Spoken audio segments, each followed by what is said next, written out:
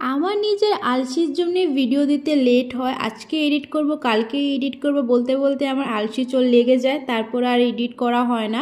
তো এই ভিডিওটা হলো দিওয়ালির ভিডিও, দেখে বুঝতেই পারছো আমি কিছু রিলস শেয়ার করেছিলাম। তো এখানে আমি একটা গোল্ডেন কালার শাড়ি পরে নিয়েছিলাম। তো শাড়ি পরার পরে যেটা মানে মাস্ট বি করতে লাগে রিলস অ্যান্ড ফটো।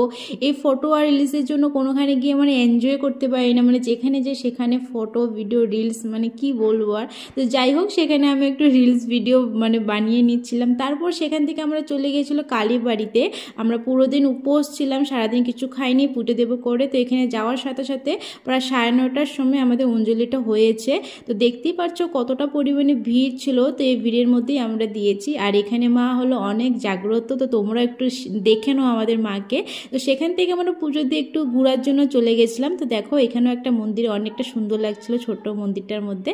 তারপর দেখো এই মাটাকে কতটা কিউট। আর এখান থেকে আমরা ঘুরে প্রসাদ টসাদ খেয়ে প্রায় 11:30 12টা নাগাদ বাড়িতে এসে পড়েছি। নেক্সট ভিডিও কবে আসবে জানি না, বিকজ আমার শরীরে অনেকটা আলসি।